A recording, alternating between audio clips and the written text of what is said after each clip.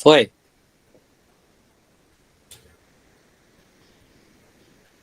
Bom, acho que está gravando, né? Bom dia, boa tarde, boa noite. A gente não sabe que horas as pessoas vão assistir o vídeo, né? Então, queria dar as boas-vindas a todos a mais um seminário do nosso grupo de pesquisa. E hoje a gente tem a apresentação da doutoranda Karine Polo. A minha fala aqui no início tem que propósito, né? Desde a apresentação da semana passada, do Felipe, eu propus uma ligeira mudança de dinâmica. Em que sentido? Em vez de aguardar para fazer todos os meus comentários ao final, aqueles que eu achar interessante eu vou inserir no meio da apresentação para não ficar tudo condensado, a gente esquecer alguma coisa que seja importante para o desenvolvimento do nosso trabalho, para o entendimento de alguma questão, e considerando, inclusive, que a Mari e a Tamires têm que sair, né, a um determinado horário, por conta da aula, pode ser que a gente não tenha chegado ao final, então acho que é interessante que elas, ao vivo, né, consigam captar parte da discussão. Daí essa ligeira mudança, né? Se eu tiver que falar mais alguma coisa ao final, eu falo, mas vou tentar reservar também para depois, então, dos demais que estiverem acompanhando, né, a atividade de modo síncrono. Então, vou apagar aqui a luz para Karine, então, ter a sua fala.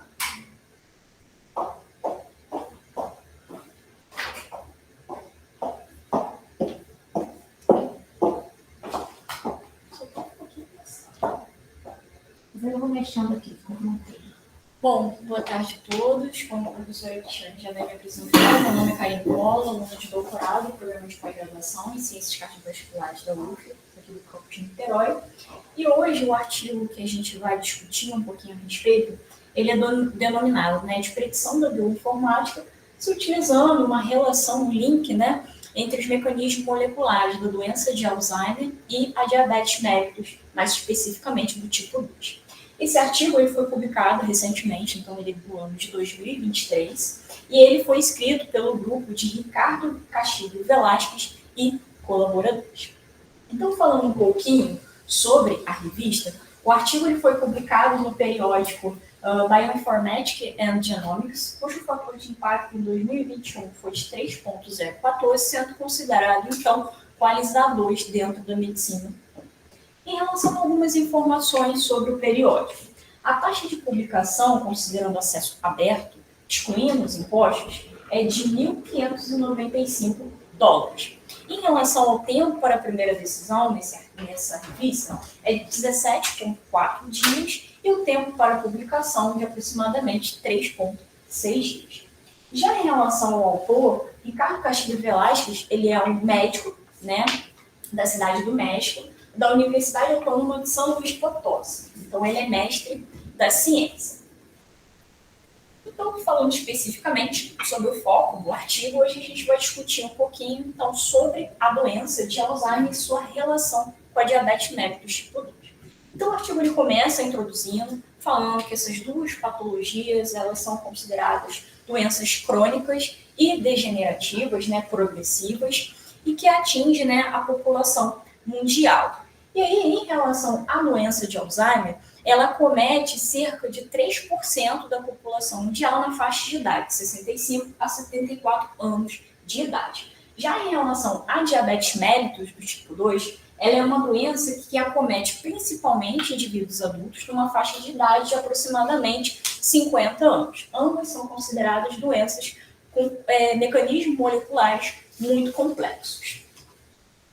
E o artigo ele fala que apenas 3% da população seria acometida aí, né, pela doença de Alzheimer, levando em consideração essa faixa de idade de 65 a 74 anos de idade. Eu achei uma porcentagem muito pequena para ele falar que isso seria considerado a nível mundial. E eu trouxe umas informações a respeito de um artigo que eu apresentei no ano passado sobre a doença de Alzheimer, que falava que só em 2016 foram relatados aproximadamente 47 milhões de casos de pessoas registradas com doença de Alzheimer. E a Organização Mundial de Saúde espera que esse número ele aumente ainda mais em 2030. Então, cerca de 75 milhões de indivíduos serão acometidos ainda pela doença de Alzheimer. nessa faixa de tempo. Em relação ao impacto global da demência, mais especificamente aqui que a gente está comentando a doença de Alzheimer, a cada 3 segundos, perdão, uma pessoa é acometida pela demência, né? E aí, quando a gente olha aqui na parte inferior do quadro, aproximadamente nas Américas, cerca de 9,4 milhões de pessoas só no ano de 2015 foram registradas com algum tipo de demência, tá? Com algum tipo de doença neurodegenerativa. E aí, levando em consideração que esse artigo ele é escrito pelo grupo de pesquisadores mexicanos, né, América do Norte, acredito eu que essa incidência ela deva ser um pouquinho mais alta, porque se a gente observar esse quadro, que não é tão recente assim, né, de 2015, seria aí o terceiro continente, né, mais afetado aí pela demência, só perdendo para a Ásia e para a Europa. Então, eu acredito que esse número, atualmente, mesmo que esse artigo tenha sido publicado agora em 2023, ele seja uma porcentagem um pouquinho mais elevada. E o artigo ele diz que já foi relatado pela literatura uma grande relação entre a diabetes mellitus do tipo 2 e doenças neurodegenerativas, mais especificamente a doença de Alzheimer.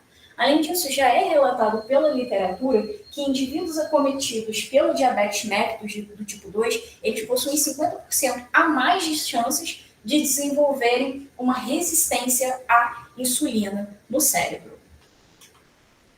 Então, eu trouxe essa imagem, que ela é adaptada de Reis e colaboradores, de 2007, que mostra, né, uma nova nomenclatura para essa associação entre a doença de Alzheimer e a diabetes mellitus do tipo 2, que é a diabetes mellitus do tipo 3. Confesso para vocês que até então eu não tinha ouvido falar sobre a diabetes mellitus tipo 3. Geralmente a gente discute muito sobre a 1 e 2, mas até então não da diabetes mellitus do tipo 3. Eu achei muito interessante porque o indivíduo que ele possui a diabetes mellitus do tipo 2, ele, consequentemente, vai ter uma resistência à insulina. Ele produz a insulina em níveis abaixo do considerado normal para fazer a captação de glicose no organismo. E aí, consequentemente, esse indivíduo ele vai ter uma baixa expressão de AKT, que é a proteína quinase B, ele vai ter uma baixa expressão do fosfato de inositol 3-quinase, que é a PI3K, e ele vai ter, consequentemente, uma maior deposição, um aumento, né, dessa deposição de beta-amiloide no cérebro, formando, então, o que a literatura denomina de placas senis. E aí, essas placas senis, elas vão levar uma interferência da sinapse entre os neurônios, levando o que eles denominaram, né, de uma desordem cognitiva. E aí, essa desordem cognitiva, por meio dessas placas senis, vai levar, né, como consequência, a doença de Alzheimer. Então, nessa parte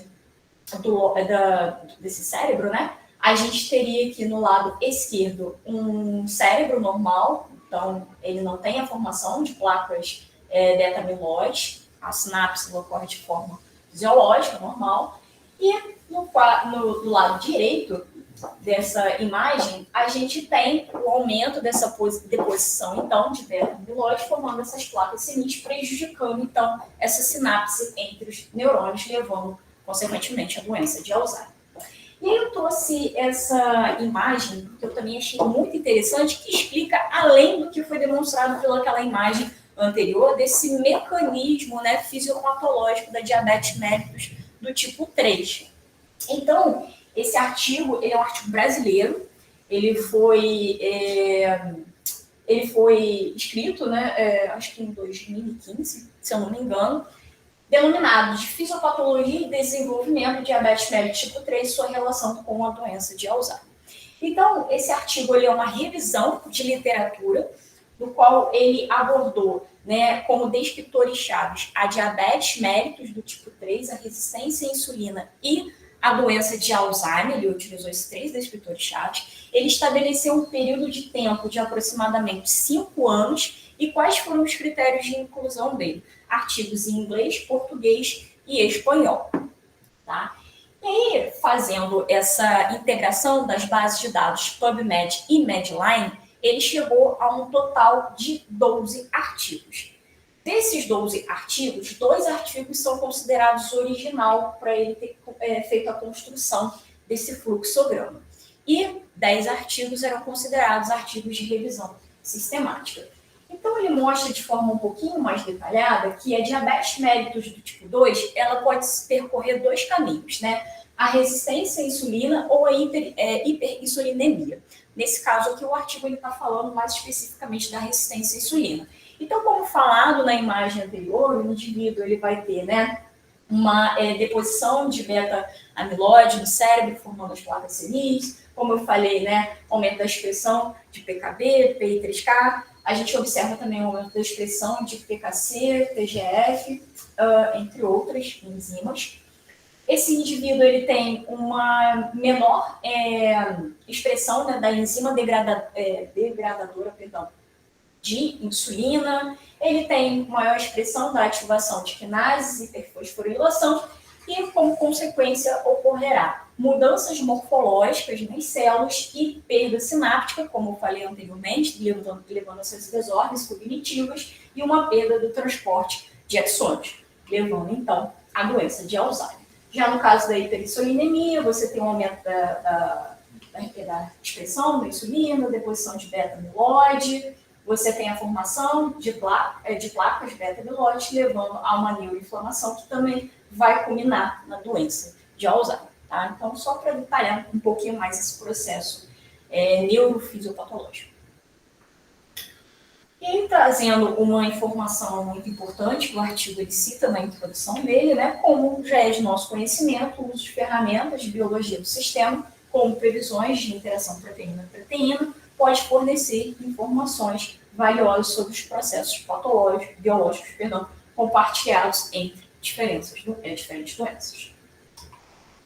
Portanto, quais foram os objetivos estabelecidos por esse trabalho? Então, utilização de vários bancos de dados para identificar informações moleculares compartilhadas entre a doença de Alzheimer e a diabetes mellitus do tipo 2, e as informações obtidas, elas foram posteriormente analisadas com a ajuda de uma ferramenta que avalia o processo biológico por meio da ontologia gênica, que ele denomina aqui pela sigla GOBT, e ele avalia ainda vias de sinalização e as proteínas hubs, que são consideradas potenciais, né, que vão conectar ambas as doenças. As interações moleculares aqui descritas, elas podem contribuir para a elucidação dos processos fisiopatológicos subjacentes à associação da doença de Alzheimer e diabetes mellitus do tipo 2. Além disso, foram identificados potenciais biomarcadores e alvos de fármacos para o seu diagnóstico e tratamento. Então, aqui, ele não está estabelecendo um reposicionamento, ele não chegou, ao final, a fármacos que sejam candidatos potenciais para atuar sobre esses alvos. Aqui ele está estabelecendo alvos que podem ser modulados nessa associação entre essas duas doenças e potenciais biomarcadores plasmáticos. Bom, então, para iniciar a metodologia desse grupo de pesquisadores, qual foi o processo, né, o fluxograma desse trabalho? Então, eles utilizaram como descritores-chave da literatura AD, que é referente à sigla doença de Alzheimer, a palavra Alzheimer, DM2, que seria a sigla para diabetes mellitus do tipo 2, e a palavra, né, diabetes mellitus do tipo 2. E aí, esses descritores-chave, eles foram inseridos em 9 bancos de dados. Então, eles foram inseridos no banco de dados, né, de mineração científica, que é o PubMed, já de conhecimento nosso, mas eles também inseriram essas informações em outros bancos de dados de mineração científica, como, por exemplo, né, o de genética, que a gente já comentou aqui em algumas apresentações, que ele prevê a associação entre gene e proteína, proteína-proteína, gene-gene, por exemplo. É um banco de dados bem interessante, bem robusto. O Assemble, e aí o Assemble é muito interessante porque ele prevê, né, a identificação única daquela proteína que ele vai estar utilizando, o AMIN, o Protein Data Bank, o The Human Protein Atlas e o UniProt. O UniProt, inclusive, né, que é considerado aí uma plataforma bem robusta em relação a informações provenientes de proteínas, tá? O Assemble e o UniProt funcionam de formas conjuntas. E aí, por que eu escolhi esse artigo? Não porque ele fala sobre doença de Alzheimer e diabetes mellitus do tipo 2, mas porque no nosso grupo de pesquisas, né, no nosso trabalho, a gente vai fazer a utilização dessa ferramenta do The Human Protein Atlas. E quando eu escolhi esse artigo, eu esperava que ele mencionasse na metodologia dele como que funciona mais ou menos essa ferramenta. Não queria que ele me desse todo o passo a passo, porque a gente sabe que isso é difícil, né, inserir num artigo onde você tem um quantitativo máximo de palavras. Mas eu esperava que ele falasse um pouquinho mais sobre a ferramenta e, para minha frustração, ele não falou, ele apenas citou. Então, acabei trazendo esse artigo como expectativa, mas eu vou demonstrar um pouquinho mais adiante como que funciona mais ou menos essa ferramenta, pelo que eu pude entender.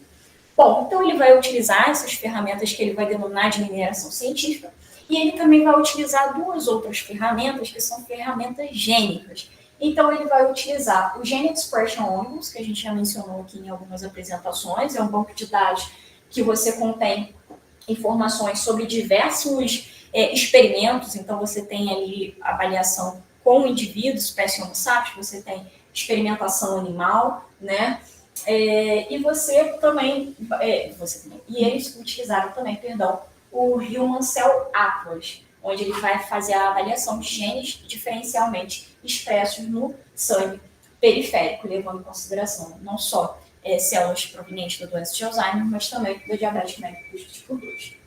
Bom, e aí, em relação ao Gene Expression Omnibus, duas amostras, né, dois grupos de estudos eram pertencentes a diabetes mellitus do tipo 2, e aí ele recrutou aproximadamente 270 pacientes provenientes desses dois estudos. Em relação a diabetes mellitus do tipo 2, fazendo a avaliação desses dois grupos de estudo, ele obteve aí aproximadamente 60 pacientes portadores dessa patologia. Bom, ele fez a avaliação de cada um desses artigos que ele selecionou através desses descritores-chave e, posteriormente, ele seguiu para a etapa de filtração dessas informações. Então, ele fez a remoção das duplicatas desses artigos, tudo que estava em multiplicidade, né? Ele fez a exclusão, porque quando você compila todas essas bases de dados, você tem a formação de uma lista, né, com todos esses genes e proteínas. Então, ele fez a exclusão de genes e proteínas que estavam duplicados, né? Enfim, e ele também fez a remoção de nomes que são considerados sinônimos, né? E aí, trazendo aquela informação que a gente já discutiu em algumas apresentações anteriores, não adianta você avaliar a proteína pura e simplesmente pela sua sigla, né? Você tem que avaliar essa proteína pelo seu identificador, que é a identificação única symbol que ele recebe. Porque quando a gente fala de PCR, ela pode ser considerada a proteína C reativa, mas PCR também pode ser considerada uma técnica molecular. Então, é importante que haja essa identificação única.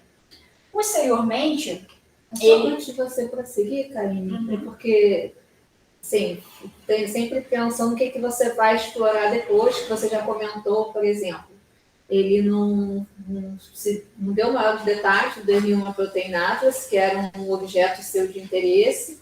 Você foi atrás para falar um pouco mais como essa plataforma funciona. Algumas plataformas já são mais conhecidas, né, para quem está trabalhando nessa área de estudo, como o UniProt, e para todos, né, independente até da linha de pesquisa, aqui o PubMed. Mas é importante diferenciar assim, que tipo de dados você obtém de cada base dessa. Então, acho que até a questão da nomenclatura, às vezes você fala ferramenta, base de dados. Na verdade, todos esses são bases de dados, não são ferramentas, exatamente. Ferramenta a gente vai ter lá o Cytoscape, né? Então, assim, só refinando também a nomenclatura. E a gente encontra dados assim de maneira diferentemente colocados, né? Em um dado momento você falou de uma forma como se a gente encontrasse artigos em todas essas bases. Não, na verdade a gente só encontra artigos no PubMed. Isso. E também os pesquisadores, no caso, no meu entendimento, a gente não pode dizer que eles estão recrutando pacientes. Na verdade, os pacientes já foram recrutados por cada um desses estudos, os dados foram coletados e foram disponibilizados nessas bases, né, que permitem aí a contribuição de colaboradores, havendo alguns curadores para fazer a inserção desses dados. Então, só para eles compreenderem melhor a diferença entre um e outro. E uma coisa que eu achei importante apontar aqui e que vai suscitar discussão a seguir ele colocou no PubMed só esses 4 descritores. Sim. E não colocou filtro nenhum de tempo, de idade, de idioma, enfim. Eu acho que isso mais adiante pode ser um viés, já que ele trabalha com a questão da doença de Alzheimer, que tem uma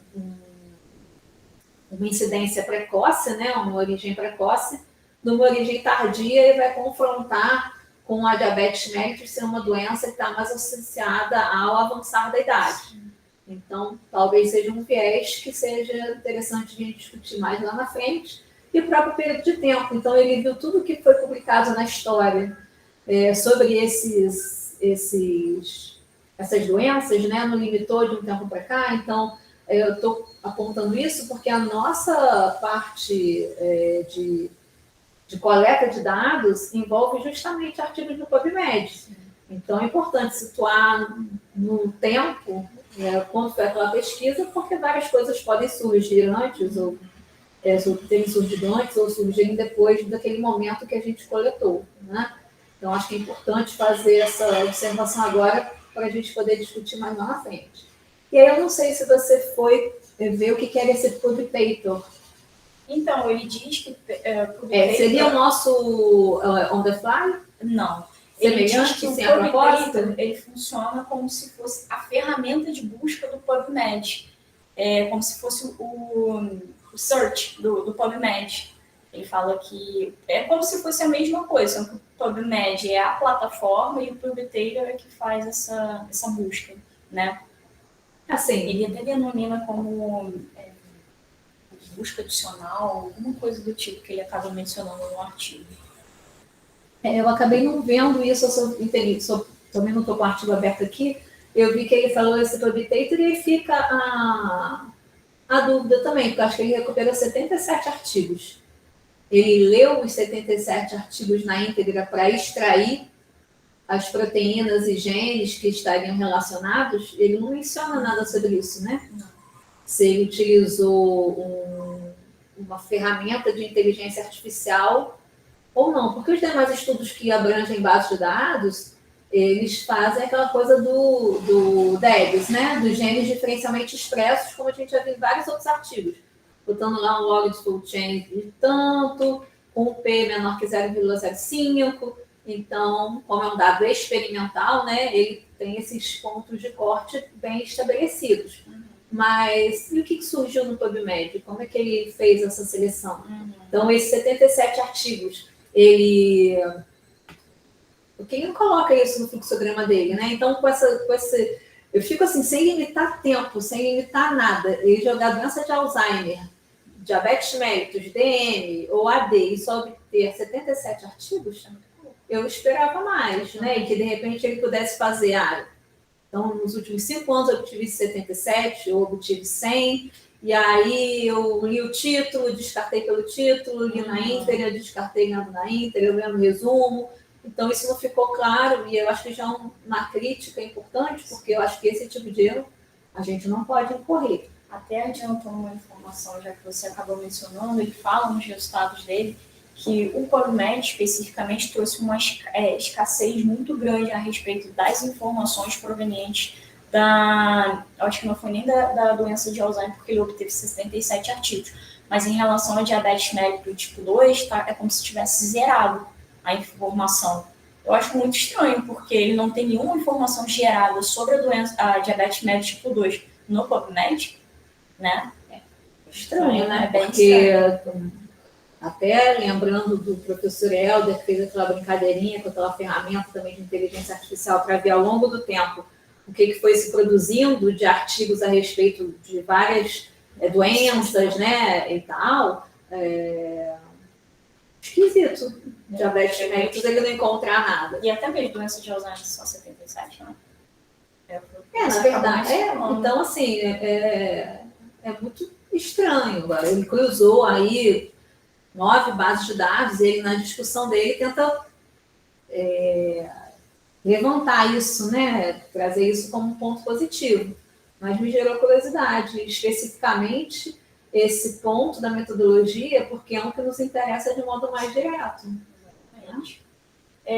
Só rememorando, em relação à análise que ele fez, a análise estatística que ele utilizou para refinar esses genes diferencialmente expressos no sangue periférico em relação a essas amostras do gene expressiônicos, ele estabeleceu um log de fold change maior ou igual a 1, e ele também estabeleceu um P menor que 0,05, tá, para considerar essas amostras como sendo significativas. Bom, então, posteriormente, né, que ele teve a geração dessa lista contendo genes e proteínas, ele fez a remoção dessas entidades biológicas que estavam implicadas e com genes, nomes, né, sendo sinônimos.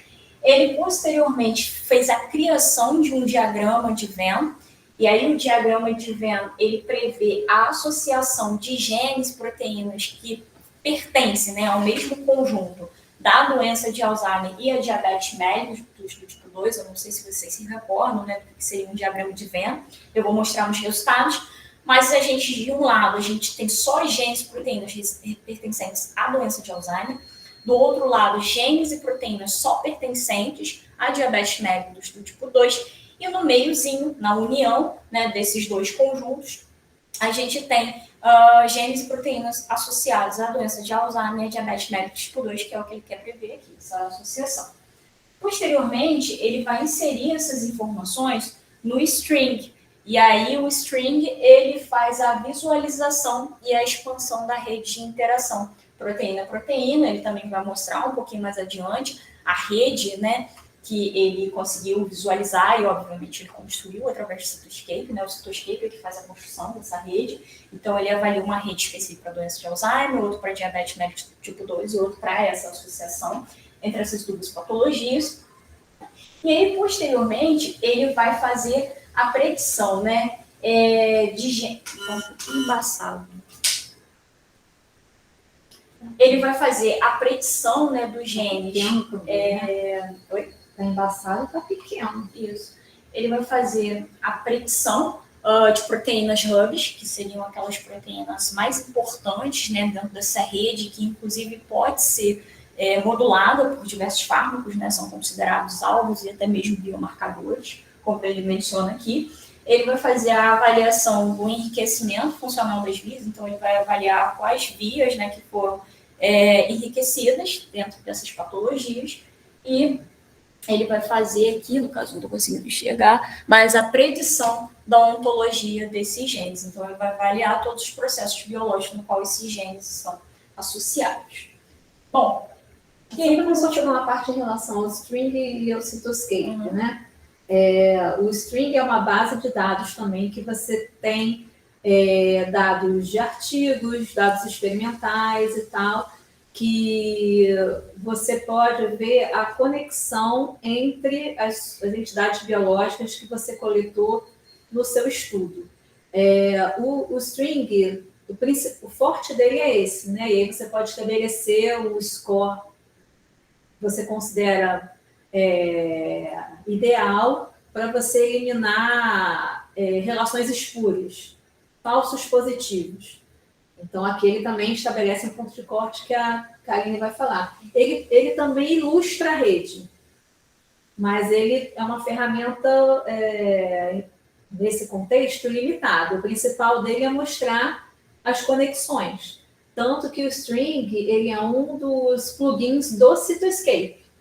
Você tem uma ferramenta Cytoscape onde tem vários plugins, onde um deles é o string. Então, você pode já ir direto para o Cytoscape ao construir a sua rede baseado nas informações que tem no string. Eu já tentei sair do string e ir para o Cytoscape e nunca consegui. Então, falta ir direto no Cytoscape para ver se isso fica melhor, né? Só que aí o Cytoscape, contendo o string e várias outras coisas, ele permite não somente ver as conexões, ilustrar essas conexões e fazer a análise topológica dessa rede. Então, por isso que no final das contas, né, a gente vê o string ou o graph, outra ferramenta que é utilizada para análise e efetivamente a visualização da rede. Tá?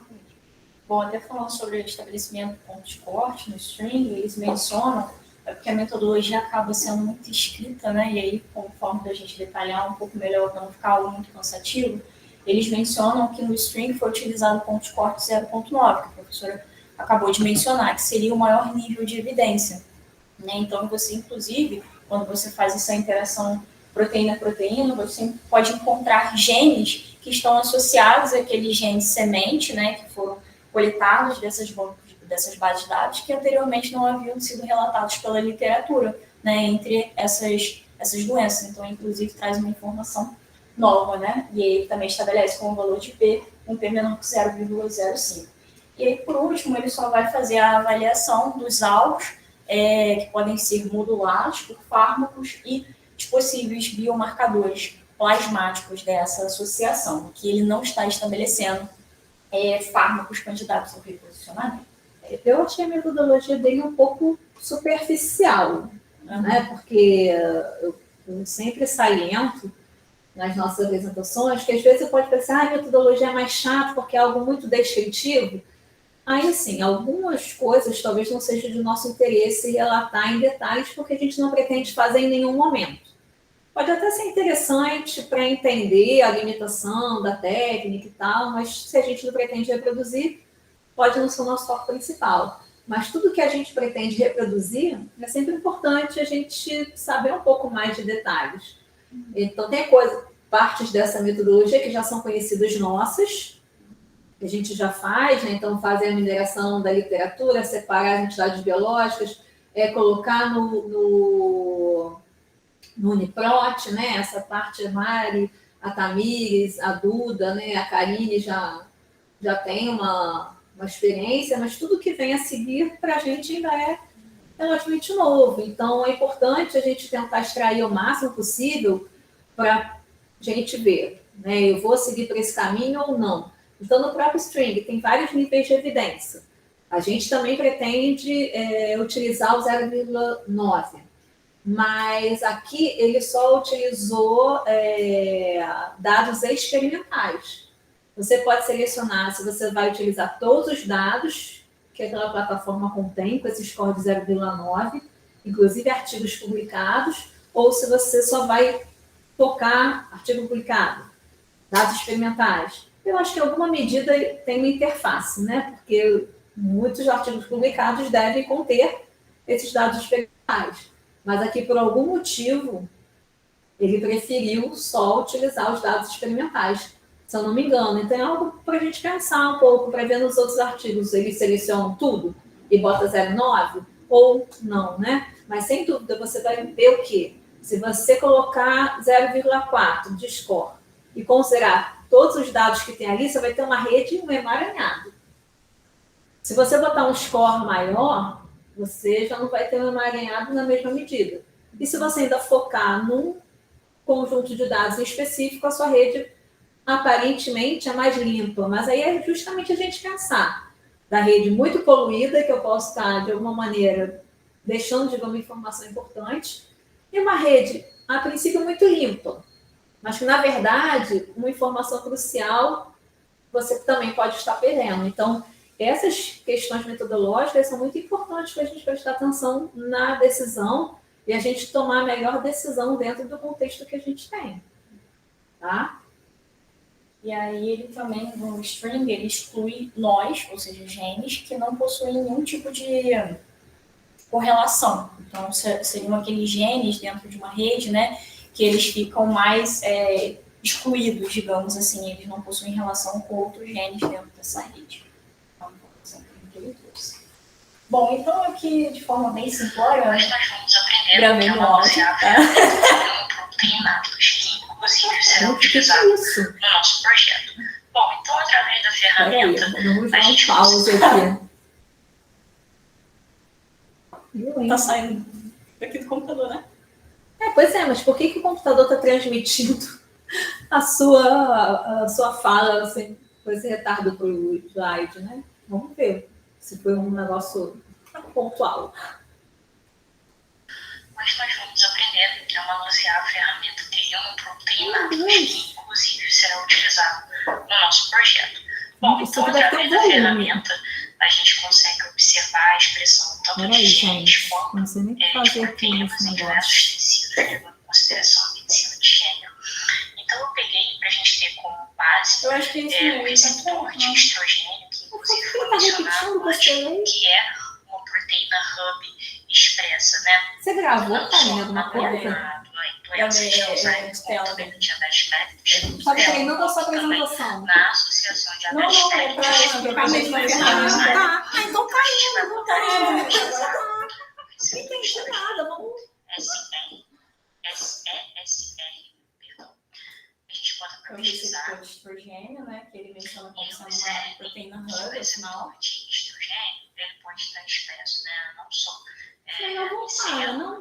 Volta a essa parte, porque eu tenho que deixar você falar.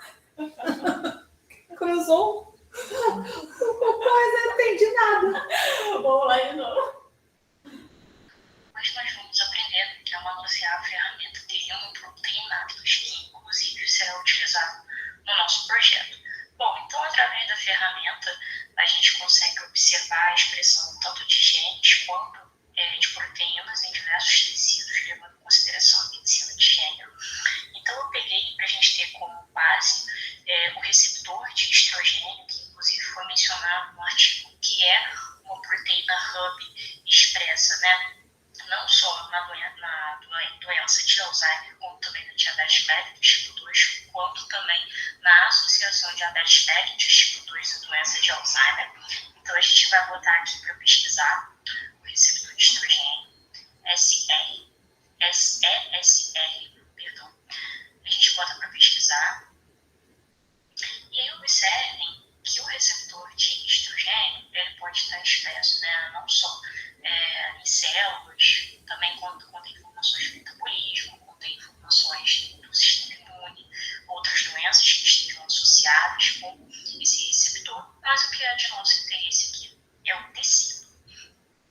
Bom, então a gente observa que o receptor de estrogênio 1 ele tem um alto nível de evidência, ele pode ser encontrado em diversos tecidos, tá? E inclusive a sua expressão ela é maior na genitália feminina. Isso já é de conhecimento nosso. Bom, e aí se a gente baixa mais um pouquinho a água, a gente consegue observar que a gente aqui tem a expressão não só do gene sobre a sua forma de RNA, mas como também aqui a gente tem a expressão das proteínas, né, uma vez que esses genes são transcritos em proteínas. E aí a gente tem aqui consideração, né, a expressão desses genes, proteínas, levando em consideração o sexo feminino, e um pouquinho mais abaixo levando em consideração o sexo masculino. E observe que, como é de conhecimento nosso, né, todos os outros tecidos eles possuem uma baixa expressão, não só de gene, mas como de proteína em relação ao receptor de estrogênio, né? E observe que essa expressão ela é maior aqui nos tecidos femininos. Então, se a gente clica no tecido feminino, a gente consegue obter algumas informações a respeito dessa expressão do receptor de estrogênio.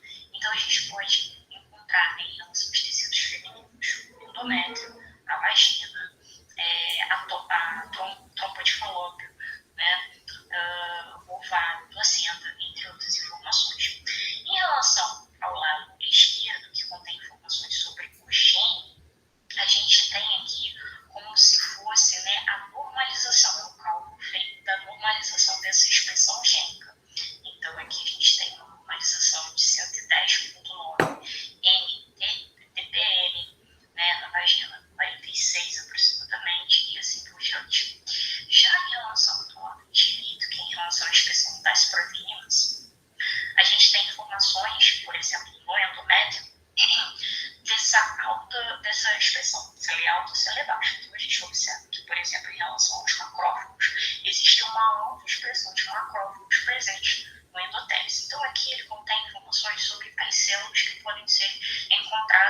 cada uma dessas partes do tecido feminino. Então, no endométrio, a gente tem essas células específicas. Na vagina, a gente tem, por exemplo, essa célula específica, de subexpressão ela é alta. Em relação à trompa de Fallot, a gente observa que a gente tem várias células, como, por exemplo, células ciliadas, né? E aí tem os diversos tipos de células ciliadas e em série que não foi detectado, né? Nesse tecido específico, né? Então, é bem interessante essa ferramenta, ela é bem intuitiva, né? Aqui um pouquinho mais abaixo, a gente tem a expressão dessas proteínas, né? Então, a gente observa que nos outros tecidos ela não é expressa, né? Se ela é expressa, ela é muito pouco expressa, a ponto de não ser detectada. E a gente observa que no tecido feminino, né, que ela é mais expressa. Então, aqui a gente tem a vagina, o endométrio, que a gente conseguiu observar um pouquinho mais acima. Bom, aqui a gente tem umas outras informações a respeito, né, do receptor de estrogênio e assim por diante. Eu acho que os dados mais importantes são aqueles que foram mencionados um pouquinho mais acima. E aí a gente pode, né, fazer a avaliação de diversas proteínas, de diversos genes com essa ferramenta. Eu botei essa proteína Hub porque é a nossa proteína Hub de interesse citada no artigo. Então é isso. Então, de forma bem simples, né? Mas aí eu fiquei com perguntas, porque assim, a gente quer usar essa ferramenta, mas a gente vai usar essa ferramenta de maneira diferente da que ele usou, a princípio mais semelhante à maneira que você utilizou aí no seu tutorial. Porque pelo que eu entendi lá, ele colocou doença de Alzheimer e foi ver o que aparecia. Né? Colocou diabetes mellitus e foi ver o que aparecia. Você chegou a introduzir as palavras-chave para ver o que aparece, porque provavelmente vai aparecer um montão de proteínas espalhado por um montão de lugar. Assim, aqui... Que não é o nosso objetivo, veio um montão de lugar. Nosso objetivo de introduzir essa ferramenta foi para, em vez de ir por óbvio, e no PubMed a gente colocar Covid coração, né, Covid rim, em vez de a gente no óbvio colocar isso como uma palavra-chave, né, a gente extrair tudo que tem na literatura relacionada à Covid e ver onde, né, que proteínas dessas estariam no coração, no rim e na parte vascular. Mas a lógica dele é uma lógica meio que oposta, né? Porque ele vai colocar aí a doença, vai ver quais as proteínas envolvidas e aonde estão. E aí, como esses dados, né? Porque você tem o input e você tem o output.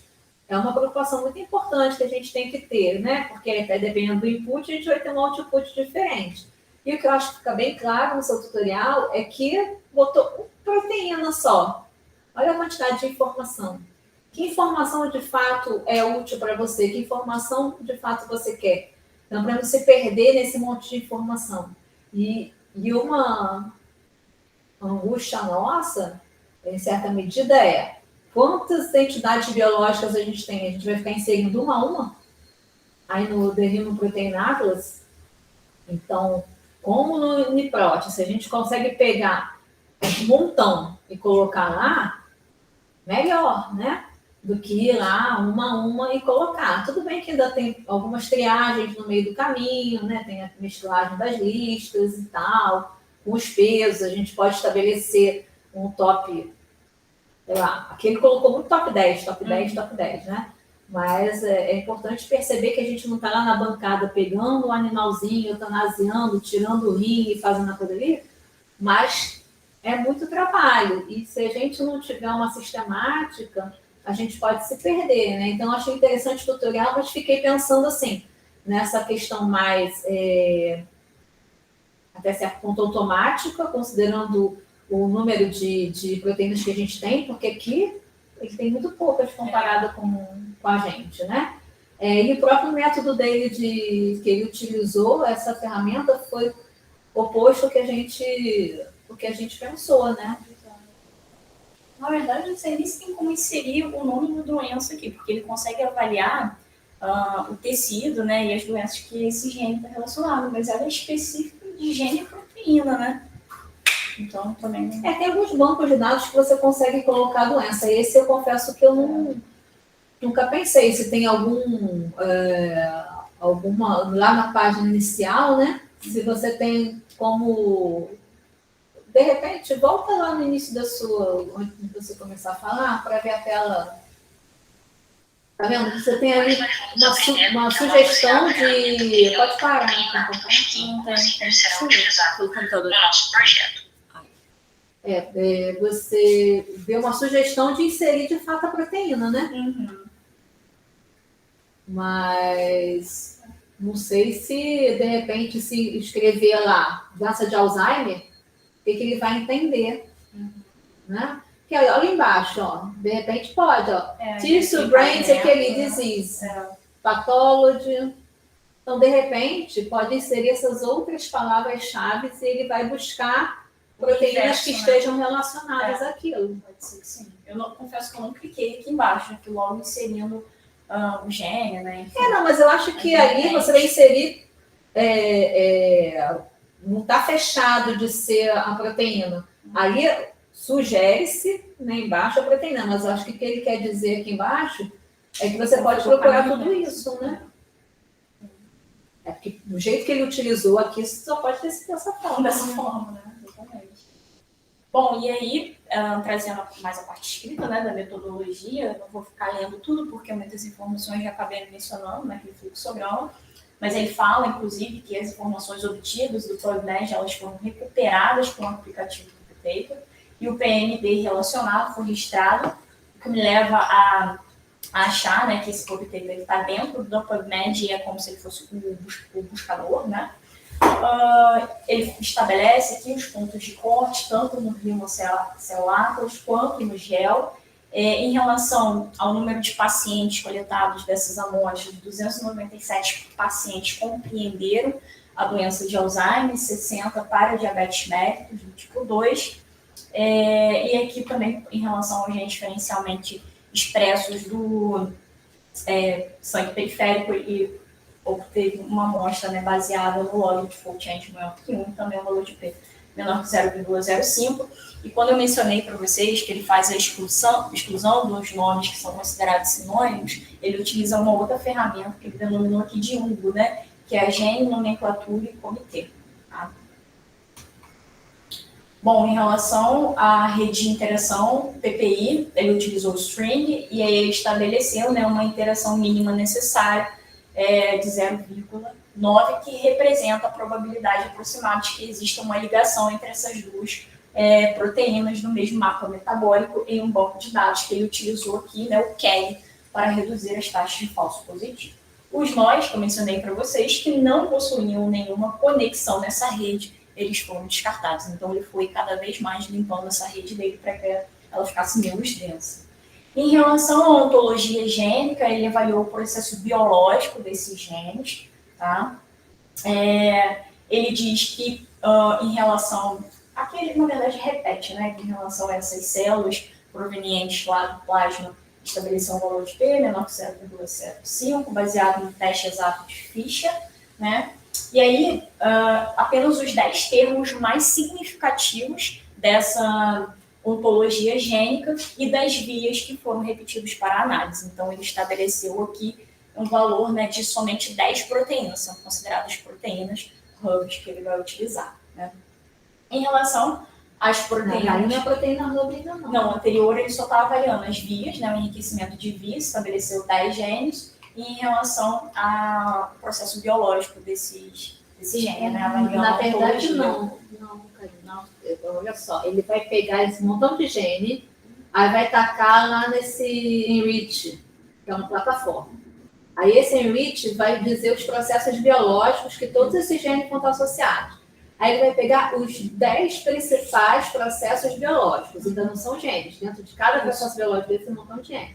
Assim como na via, ele vai pegar as 10 principais vias, ainda não chegou no hub. Isso. Aí agora que ele vai partir para o hub, né, que são aquelas proteínas de alto valor biológico dentro dessa rede de interação PPI. Também foi avaliado por meio dessa plataforma. O hub é aquele que tem mais conexões, né? Isso, mais conexões dentro da rede, né? E aí o Protein Expression Tool Kinase foi utilizado para identificar proteínas reguladoras, principalmente fatores de transcrição e quinase, envolvidas em vias de sinalização, que potencialmente regulam essa rede de interação PPI com base na lista de genes submetida. Apenas as proteínas com P menor que 0,5 ajustadas foram consideradas, então, significativas, e as 10 proteínas mais significativas para cada grupo de estudo, né, doença de Alzheimer, diabetes mellitus tipo 2 e essa associação das doenças, foram retiradas para análise, como feito anteriormente, para o processo biológico por meio dessa ontologia gênica.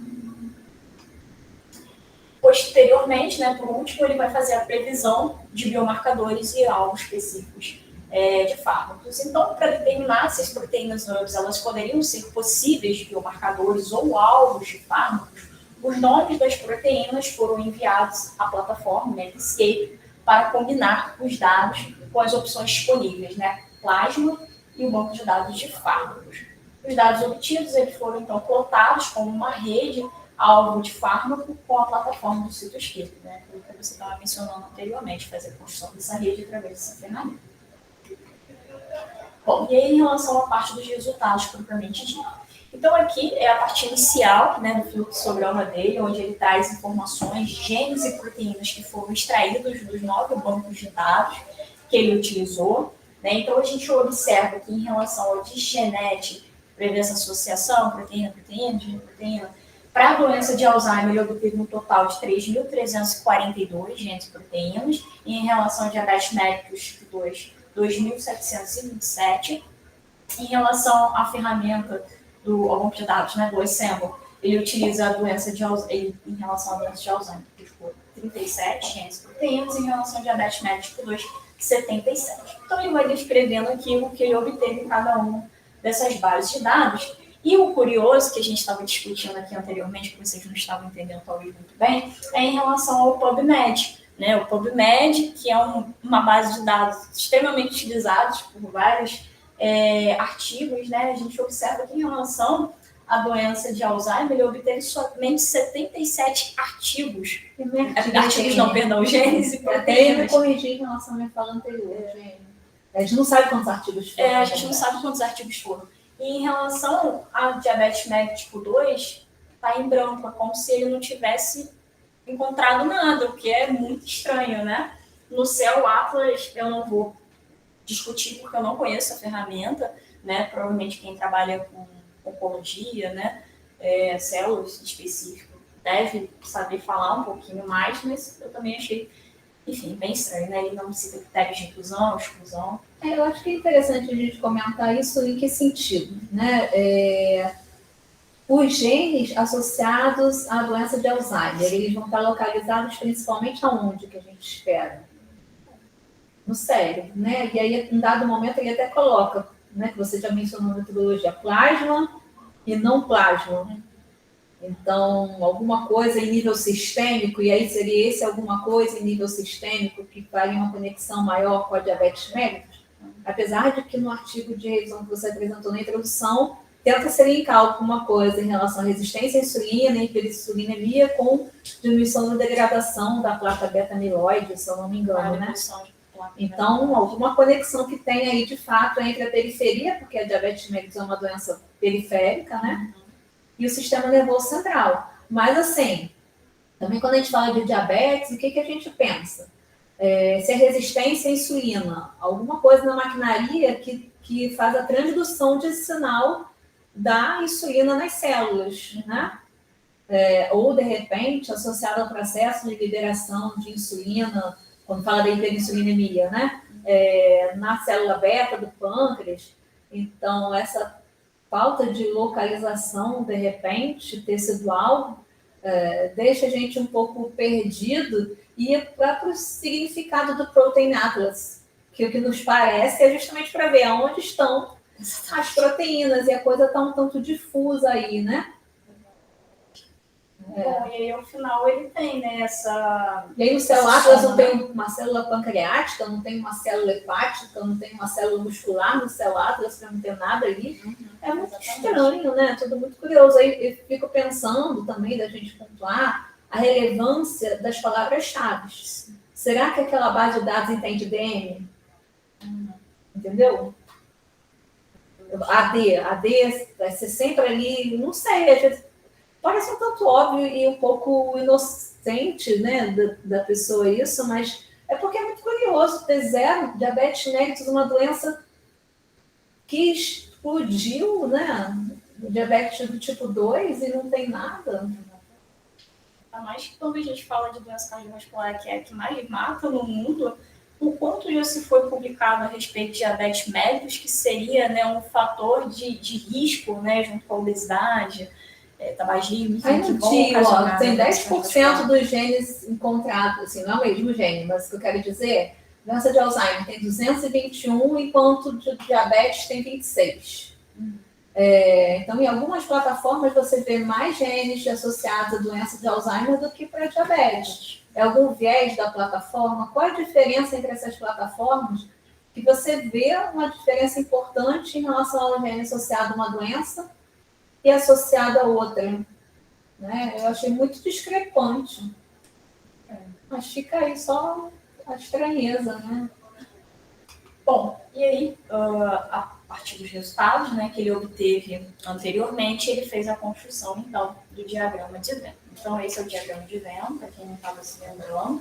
Então, como eu mencionei anteriormente, né, nessa parte esquerda da imagem, ele vai conter apenas genes e proteínas associadas especificamente para o doença de Alzheimer. E do lado direito, ele vai conter apenas genes e proteínas específicos a diabetes mellitus do tipo 2. E ao centro, né, são ion, então ele tem aí 1.551 genes e proteínas que estão nessa associação, né, diabetes mellitus tipo 2 e doença de Alzheimer. É uma interseção, né? Interseção. Bom, partindo naquela linha de raciocínio do fluxograma, ele vai para o stream para fazer essa avaliação, né, da rede de interação proteína-proteína. E aí aqui a gente tem, né, através da letra A, uma rede de interação PPI específica da doença de Alzheimer. Ao meio, na letra B, a gente tem essa rede de interação PPI na associação de diabetes mellitus tipo 2 e doença de Alzheimer. E na letra C, a gente tem essa rede de interação PPI associada à doença de Alzheimer. E aí ele chama a atenção para esse grau de nó, né, que ele fala que seria o número máximo de conexões existentes aqui dentro dessa rede. E aí, se eu consigo observar bem, ele estabelece, né, como sendo aí esse grau de nó de 2,35. E ele fala que foi o maior valor de corte, né, que então estaria associada à doença de Alzheimer. Para os outros valores de grau de nó, ele não chama a atenção, até porque na associação diabetes mellitus tipo 2 e doença de Alzheimer foi o valor de 2,03 e ali eu acho que, se não me engano, é 2,01. 97. Ele chama a atenção para a doença de Alzheimer e pré-diabetes mellitus em separado. E assim, lembrando conceitos que a gente viu antes, tem vários parâmetros topológicos para analisar a rede. O mais basicão de todos é o grau do nó. E o que representa o grau do nó? Quantas conexões aquele nó apresenta. Então, um nó pode ter 10, outro nó pode ter 5, outro nó pode ter 2. E aí, o que são os hubs? São os nós altamente conectados, aqueles que vão ter um grau de nó maior. O que ele calculou aí foi o grau de nó médio. E aí, ele colocou que o grau de nó médio da rede A era 2,35, se eu não me engano. O grau de nó médio da rede B 2,03 e eu acho que o outro grau de nó é 2,97, o que eu anotei.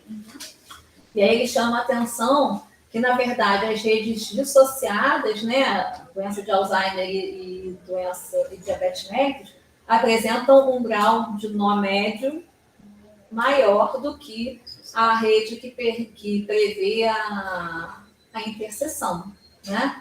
Agora, por que falar um grau de nó médio? Porque depois ele vai falar da questão do protagonismo de determinados nós, então é aquele que tem maior conexões, né?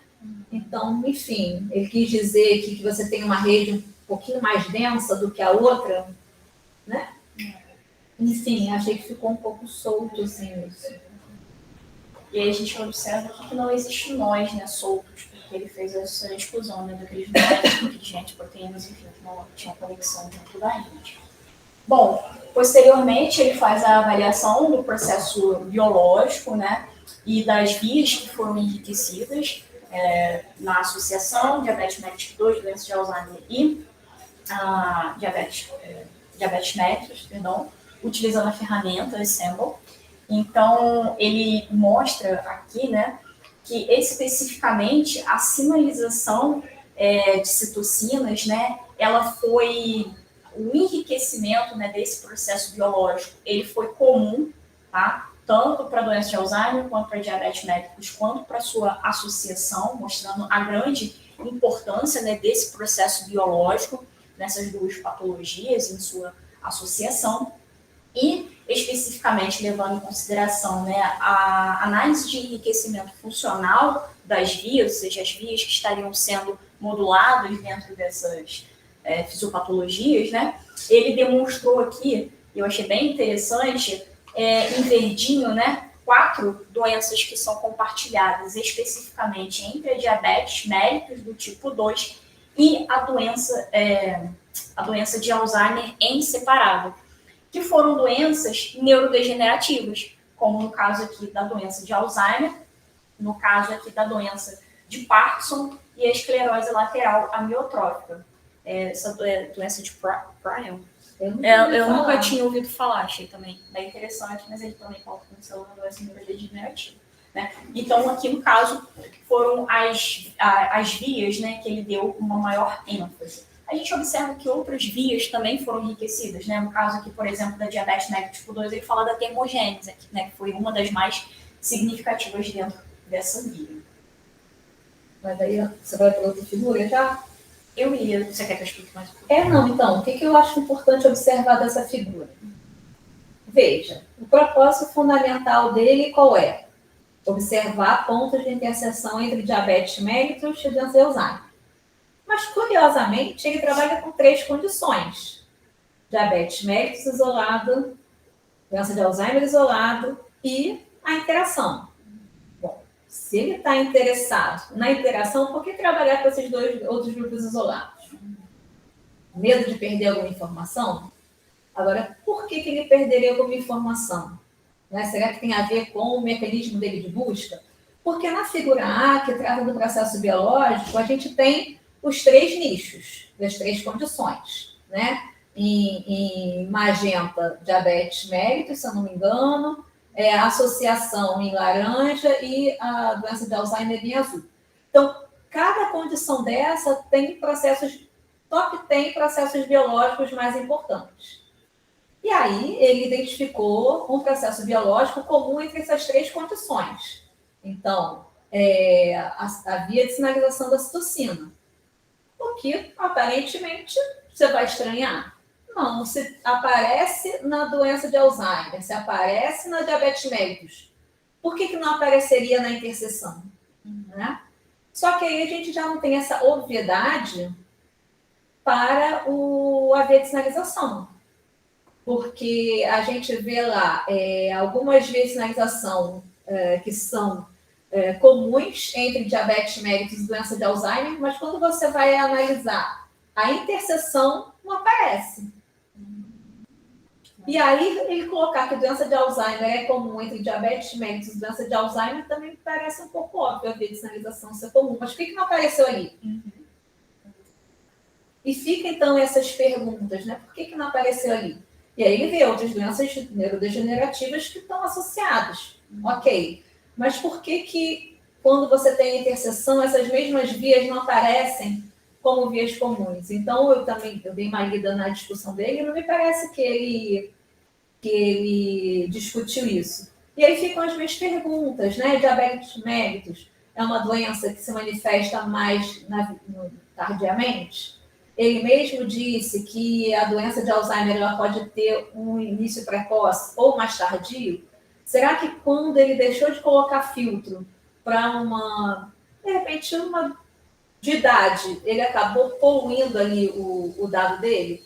Que aí, de repente, ele pode ter uma conexão maior entre essas doenças numa faixa etária avançada, que não é de origem genética, enquanto numa faixa etária mais precoce, que seria de origem genética, você já não tem a mesma lógica operando para diabetes mellitus. Então, de repente, uma coisa é tratar a doença de Alzheimer precoce, outra coisa é tratar a doença de Alzheimer mais tardia. Então, eu acho que a maneira que ele fez a busca talvez tenha dificultado ele ter uma visão mais conclusiva em relação a isso, né? Então, também fica a nossa pergunta.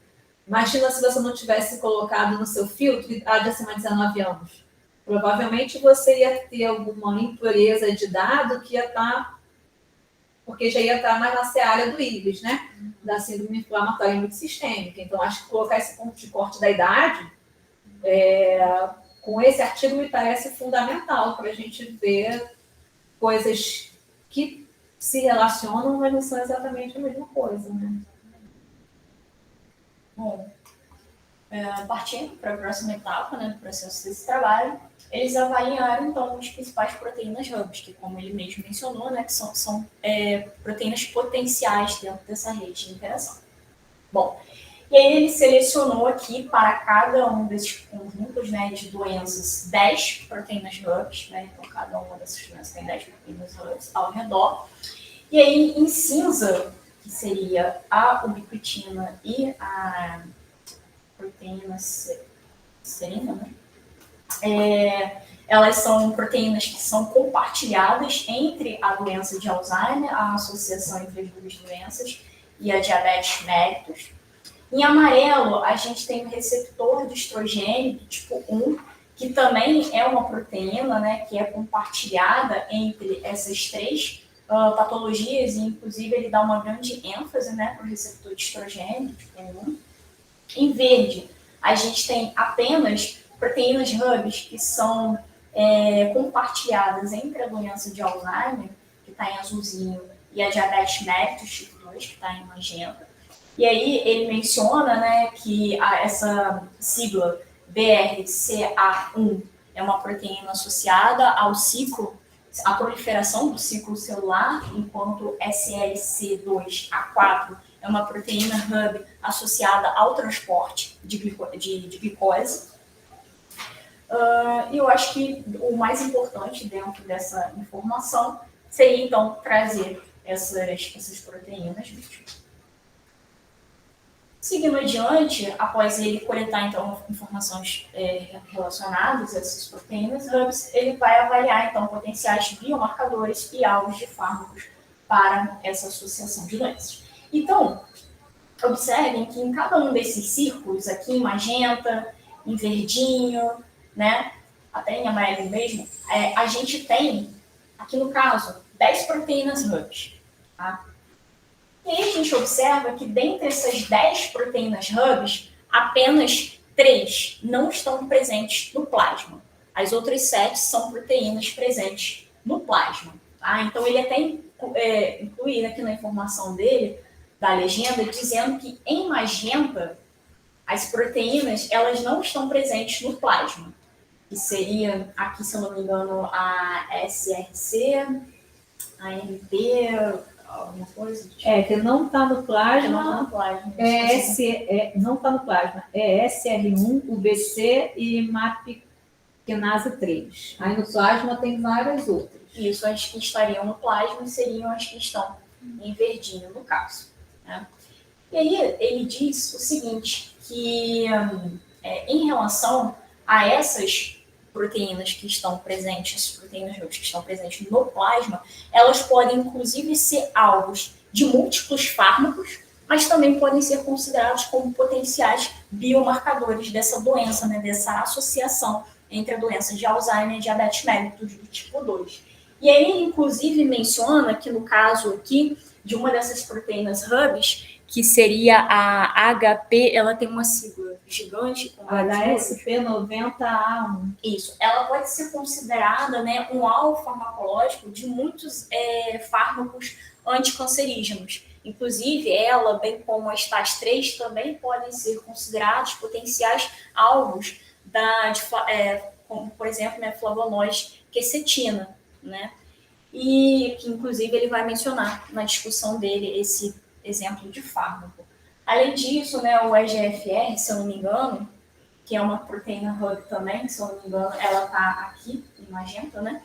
Ela é considerada um grande alvo potencial de anticorpos monoclonais, ok? Então, ele fecha, né, essa informação aqui dessa última figura, dizendo que essas proteínas hubs que estão presentes no plasma podem ser considerados alvos farmacológicos e também potenciais biomarcadores.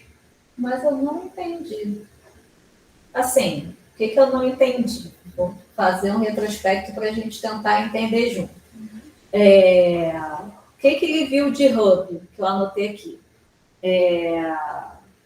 E que ele deu destaque na figura anterior. Então, vamos lá. O SRC e o BC, que estão em cinza e aí fica prejudicado aqui nessa visualização, porque vai estar tudo branco, né? Então, são duas proteínas que conectaram a interseção diabetes mellitus, doença de Alzheimer, uma com diabetes mellitus, que é CRC, e a outra, a doença de Alzheimer, que é o BC. Então, seria interessante ver se essas proteínas são alvos de algum fármaco. A meu ver, seria interessante.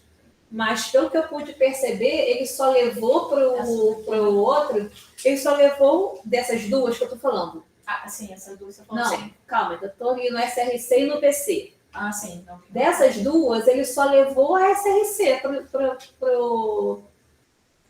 para ver se era alvo de algum fármaco. Eu não encontrei aqui a UBC, naquela outra figura. É porque ela está muito pequenininha. Quando for assim, tem que meio que desmembrar a figura. Na figura seguinte, aqui, não é para ver a rede fármaco-alvo? Então, que alvos que ele levou aí? Então, eu anotei aqui. Um deles foi a proteína SRC, que é uma proteína do plasma, que pode funcionar como biomarcador. Aí volta no slide anterior. Essa SRC pode ser considerada de interesse, por quê? Porque faz a conexão entre a diabetes mellitus e a diabetes mellitus e a doença de Alzheimer ali. Mas por que ele não levou ao BC? Que faz a conexão entre a associação diabetes mellitus, Alzheimer e a doença de Alzheimer. Eu não identifiquei. Identifiquei o BC ali. Essa daqui que está aqui embaixo? Eu identifiquei. Não, vamos lá. O BC eu identifiquei também. Então, eu identifiquei SRC e o BC saindo dessa figura e vendo para outra. Tá? Mas aí, o que mais que a gente tem ali? Nessa figura aqui. BRCA1. BRCA1, que é a doença, inclusive o gene associado ao câncer de mama, se eu não me engano, né? Ele conecta o diabetes mellitus com a doença de Alzheimer, está em verde. Ele não levou essa proteína para o outro. O CLC2A4, de semelhante modo, conecta diabetes mellitus e doença de Alzheimer. Ele também não levou. Tá? E aí, a ESR1 conecta as três condições. E ele levou. Tá? Agora, ele levou essas três proteínas para lá. Né? A amarelinha e as duas que estão em cinza. Mas e as outras todas que estão lá? Vieram de onde? No outro gráfico. No outro, no seguinte. Então, ele utilizou a GFR também, né? Por quê? Ele utilizou a GFR, SHSP, IRS1, MAPK1, STAT3, MAPK3. A minha pergunta é, por quê? Porque está da associação? Ele pegou todas as da associação e levou para lá? É isso? Mas tudo bem, mas então por que ele não pegou as verdinhas? Se ele cita como sendo super importante, né? Conectando ela, então ele pegou todas as outras ali. Todas as que estão aqui em associação. Mas, na verdade, ele só pegou, aí eu já estou entendendo melhor. Já tive essa visão antes, quando olhei. Na verdade, ele só pegou o que era da associação. Ele acabou descartando, apesar dele ter feito antes, tudo que era da conexão. Foi isso que eu entendi. Foi só o que ele pegou. Isso. Tá. Porque eu fiquei confusa num determinado momento. Porque no final das contas, por que ele está considerando os 3? Se no final das contas é o que interessa isso aqui. Exatamente. É estranho. Tá, e aí ele separa esse monte de moléculas ali que podem ter, inclusive, anticorpos monoclonais, que você falou, né? Além de flavonoides. Isso. Tá. E aí não chegou à conclusão de nenhum específico. De nada. Ele apenas fala que esse HSP pode ser, junto com o estágio, pode ser... Ele fala de alguns fármacos comuns, né? Eu vi ele falando só do flavonoide quercetina e dos anticorpos monoclonais. Ele fala de um montão de DB, um montão de coisas aí. DB, então, esse DB é a sigla desse, pelo que eu entendi, do flavonoide, quercetina. A sigla dele. Porque são vários, né? Vários flavonoides. Entendi muito bem essa parte. E aí ele já cai direto na discussão dele, né? Falando que evidências mostraram que na fisiopatologia dessas duas doenças, a desregulação da inflamação ela desempenha um papel fundamental. A neuroinflamação ela produz o acúmulo de placas de beta-amiloide, consequentemente a liberação de citocinas pela ativação de células microgliais. Da mesma forma, o diabetes mellitus, há evidências de acúmulo de proteínas beta-amiloide e a presença da proteína tau hiperfosforilada no tecido pancreático, que é uma característica histopatológica semelhante que ocorre no cérebro das pessoas com doença de Alzheimer. Assim, se essas duas patologias se conectam em algum momento, pode ser porque os processos patológicos da doença de Alzheimer levam a longo prazo à doença de Alzheimer de início tardio. Outros estudos longitudinais podem esclarecer se esses mecanismos moleculares estão associados a esse link, né, entre essas duas doenças. Dentre as principais proteínas hubs, a ubiquitina, ou UBC, também conhecida, né, como ubiquitina C, ela tem sido associada ao processo de ubiquitinação de proteínas. Essas proteínas em pacientes com doença de Alzheimer, ela causa um acúmulo de proteínas poliubiquitinadas no tecido pancreático e leva ao processo de apoptose, provavelmente devido ao acúmulo de oligômeros, né, do polipeptídeo amiloide nas ilhotas. Na doença de Alzheimer, há também um acúmulo de proteínas poliubiquitinadas semelhante a esses oligômeros, né, do polipeptídeo amiloide das ilhotas, que leva à apoptose neuronal e pode potencialmente atravessar a barreira hematoencefálica, contribuindo para o desenvolvimento da DA. Embora as informações da literatura para essas proteínas elas sejam específicas da doença, a conexão encontrada nesse trabalho ele pode ser útil para direcionar estudos experimentais mais aprofundados para confirmar ou refutar seu papel na associação entre diabetes e o Alzheimer. Os alvos STAT e o fator induzido por hipóxia ou HIF1 encontrados relacionados à associação entre essas patologias, eles são inibidos pelo DB05959, que é o inibidor de microtúbulos. Na fisiopatologia da DA, as proteínas associadas aos microtúbulos, eles desempenham um papel muito importante. Em relação ao diabetes mellitus, os microtúbulos regulam a entrega de insulina à membrana para a secreção e a sua função ela é alterada por níveis anormais de glicose. Como os microtúbulos eles participam de importantes aspectos fisiológicos da DA e da diabetes mellitus tipo 2, elas são consideradas potenciais alvos farmacológicos. Outro exemplo interessante é o flavonoide quercetina, que é um fitoquímico, encontrado na dieta de frutas e vegetais que demonstrou efeitos neuroprotetores, bem como efeitos antidiabéticos. Portanto, uma vez que esses fármacos e alvos identificados já estão sendo usados, eles poderiam ser utilizados em esforços de reaproveitamento de fármacos ou reposicionamento de fármacos para orientar a busca racional de tratamentos modificadores da doença para a associação entre essas duas patologias. Portanto, pode-se concluir que encontrou informações biológicas consideradas que ligam essas duas doenças. A predição do IBP orientou a interferência do potencial dessa ontologia gênica dos processos biológicos regulados e vias compartilhadas por ambas as doenças ou específicas de cada uma delas, destacando a desregulação inflamatória para essa associação de doenças. A análise das proteínas hubs permitiu a identificação de fármacos anticancerígenos e nutracêuticos flavonoides já em seu uso destacando fármacos potenciais e alvos para novos esforços de reaproveitamento. Além disso, essas proteínas plasmáticas centrais elas podem ser potenciais biomarcadores sanguíneos que podem levar a melhores estratégias do diagnóstico. E, por último, essas estratégias de mineração de dados para estudar as complexas interações subjacentes entre o Alzheimer e a diabetes, eles podem ser adaptados para outras doenças em que exista, né, uma ligação epidemiológica ou molecular conhecida. Bom, e é isso. Obrigada pela atenção aí de todos vocês. Aline, parabéns aí pela sua apresentação. Uma coisa que eu esqueci de comentar anteriormente, e que eu queria ter comentado antes até para a Mari e a Tamires pegarem, né?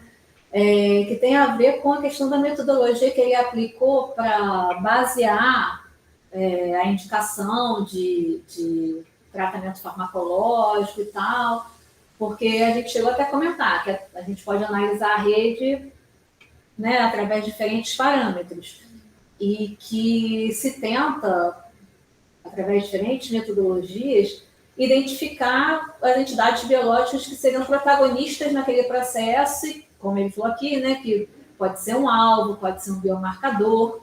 Aí, biomarcador, geralmente você vai analisar, né, as coisas meio que isoladas e que podem levar ser diagnóstico de alguma coisa, né, um prognóstico e tal. Mas ele não tem a ótica da doença de Alzheimer ou diabetes mellitus, ela abranger uma assinatura de doença, exatamente, né? Um grupo de proteínas, de genes que possam estar alterados naquela rede, aquilo representando a doença. Ele ainda trabalha, de certa forma, com os alvos meio que isolados, né? E não trabalhando numa cooperatividade, porque o próprio BC com o SRC não necessariamente se conectam de modo direto, ou estão presentes num módulo, ele não teve essa ótica. E a gente já tem essa ótica diferente, né? De não identificar um hub, mas sim um módulo de doença, né, um módulo que caracteriza a doença e que vale a pena você modular para tratar. Aí eu não sei se em termos de análise lá, operacional mesmo, né? É mais simples ou igual a mesma coisa? Identificar um hub ou um módulo. Eu tenho a impressão de que não é tão mais complicado identificar um módulo no Network Analyzer. Eu acho que se você pedir lá para identificar o hub, ele vai posicionar lá, dependendo do grau do nó, em ordem decrescente, né? Mas qual o ponto de corte que ele utilizou para dizer que aquilo era um hub? Eu acho que também é uma pergunta importante, porque ele só falou o quê? Que o grau de nó médio foi 2,97 de uma rede, 2,35 de outra, e na verdade da interseção, que foi o que ele usou no final, ele não valorizou o nó médio. Então, acho que por isso no final eu não entendi. Depois eu falei, pô, era óbvio, ele pegou só da interseção, mas ele misturou tanta coisa ao longo que o que era mais óbvio, no final das contas, ficou mais confuso. Mas aí eu achei importante a gente pensar sobre isso, porque vamos supor que a gente trabalhe em paralelo com a identificação do hub e da identificação do módulo. Vai aparecer o grau de nó para provavelmente todos os nós. Mas qual o ponto de corte que se estabelece normalmente para a gente dizer esse nó é um hub? Eu acho que é uma dúvida e eu nunca vi nenhum artigo falando, ele só identifica os hubs, mas será que o Cytoscape ele vai apontar lá através do Network Analyzer? Os hubs são esses. Ele já tem um ponto de corte traçado dentro da plataforma que ele já vai te dizer quais são os hubs. Ou ele vai te apresentar os graus do nó e você vai identificar os hubs ali. É uma parte operacional que é importante a gente saber, né? Mas eu tenho a impressão de que identificar o módulo não é algo muito mais complicado, porque aí dentro do Network Analyzer, se eu não me engano, você vai selecionar o algoritmo que você vai utilizar para identificar o seu módulo, e a gente já viu alguns trabalhos que usam o M-Code e justifica porque do M-Code. Então, me parece que apertar um outro botãozinho e você vai ter, né? Então, existe alguma superioridade de você guiar a indicação de reposicionamento através da assinatura da doença em relação à identificação de hubs isoladamente? Então, a gente vê essa diferença. E talvez se ele tivesse optado, em vez de olhar o hub e ver o módulo de doença, ele poderia ter indicação de algumas substâncias diferentes dessa que ele apresentou aqui. Então, acho que é um ponto da gente ficar também atento para os artigos que se baseiam aí na medicina de rede para fazer o reposicionamento, né? O que é mais a trend? É o hub ou é o módulo? Eu tenho a impressão que o módulo é mais elegante, mas talvez seja apenas uma impressão ainda nesse momento que a gente está de amadurecimento, né, da questão. E assim, eu acho que você acabou direcionando a discussão, porque ele apontou ali, né, em relação às proteínas, efetivamente, qual o papel daquelas proteínas ali que pode estar explicando a sua identificação dentro desse contexto. E eu acabei não vendo você apontar algumas coisas que ele traz no início da introdução dele que me interessaram, né? Então, ele tenta levantar o trabalho dele dizendo que quão interessante ele usar múltiplas fontes para ele chegar a essa conclusão, né? Mas acho que ele não conseguiu explicar ali por que levar até o final doença de Alzheimer em separado de doença de diabetes mellitus. Ele acho que acabou não conseguindo explicar, né? E eu achei também que algumas coisas ele acaba salientando e valorizando, mas eu fico assim em relação ao quanto aquilo tem valor efetivamente, né? Ele fala da pertinência do método de integração dos múltiplos dados, porque aí ele diz que na literatura já viu não sei o quê. Então, sim, tem uma parte lá inicial, que eu não sei se todos leram, mas eu achei meio forçação de barra, sabe? E eu acho importante a gente ter esse olhar para a gente não incorrer nesse mesmo erro, porque é fácil a gente ver o erro dos outros, difícil a gente ver o nosso erro. E a gente acabou de ter um artigo que voltou para a revisão e comentei com você ontem, né? E estou compartilhando aqui com o grupo. São 3 revisores e a gente tem, às vezes, impressões tão distintas entre esses revisores. Um achou o máximo, tem que fazer quase nada. O outro achou uma confusão, né? Então, fica difícil até, assim, como que você vai atender, né, as expectativas de pessoas que você sequer conhece, né? Então, que pontos, de repente, é importante você atentar para você conseguir chegar no denominador comum. Então, eu achei que isso foi uma forçação de barra, mas quem averiguou o trabalho achou que era compatível com essa revista, do fator de impacto 3, que você falou, né? A2,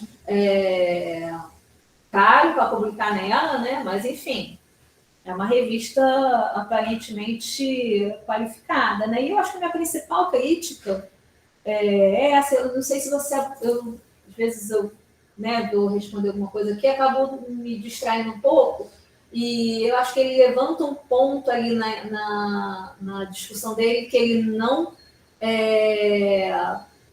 encara como um viés, como uma limitação, e que, na minha visão, é um viés importante, que é o fato, acho que você já começou partindo de cara com as proteínas, né? Acho que sim, pode ser. E são algumas coisas que antecedem ele falar especificamente das proteínas.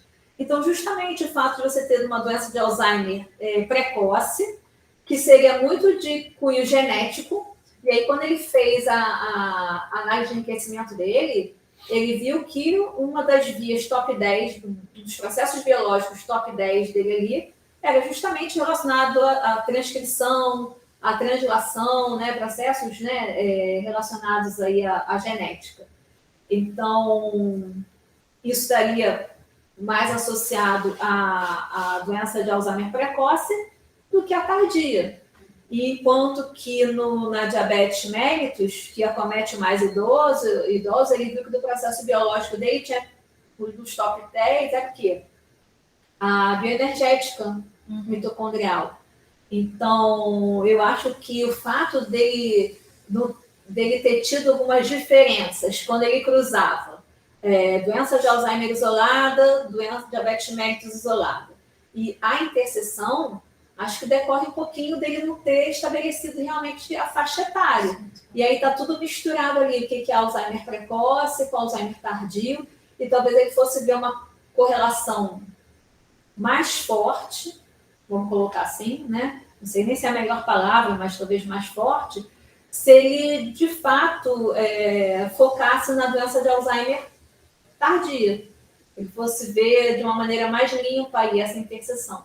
E talvez ele não tenha ido para esse ponto, mas o que ele me apresenta, eu acho que eu discutiria essa questão de você. E acho que num artigo seu anterior, que você até mencionou no início da sua apresentação, tem fases diferentes para a doença de Alzheimer. E aquele outro artigo propunha tratamentos diferentes de acordo com o estágio. Na verdade, estágio, né? Não era início. Mas eu acho que o raciocínio semelhante ele cabe. Então, será que a doença de Alzheimer ela não tem que ser tratada diferente a depender do estágio, ou se de início tardio ou de início precoce? A gente não tem, ainda que eu saiba, nenhuma ferramenta farmacológica que é modificadora da doença. Ela tenta retardar a progressão, basicamente isso.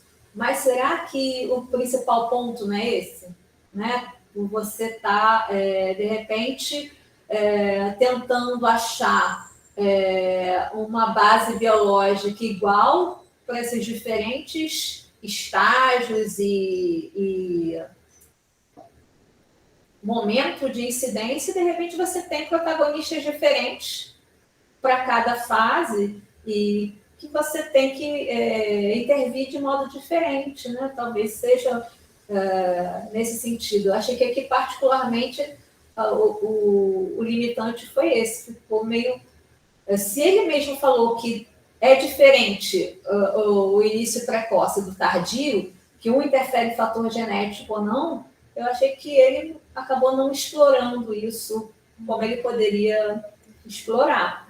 Então, eu acho que, a meu ver, o ponto que a gente tem que, de repente, se apegar mais é isso, né? Porque é uma doença diferente da que a gente estuda, pelo menos nesse momento, mas qual o paralelo que a gente pode criar em relação a isso? As proteínas que ele aponta aqui talvez não sejam as mesmas que a gente identifique. Acho que cabe a gente ver como é que é a discussão para a gente traçar discussões também semelhantes, mas a proteína em si talvez não. Mas eu acho que sempre a questão é qual é a ótica que vai se abordar a discussão, né, dentro das peculiaridades de cada doença. Mas eu achei que foi um artigo simples, que permitiu a gente pensar bastante, né? E você sempre tentando trazer coisas a mais para contribuir. Acho que sua apresentação sempre é muito boa. Hoje, em particular, eu acho que você não desmembrou as imagens como valeria. Porque no próprio artigo está pequeno,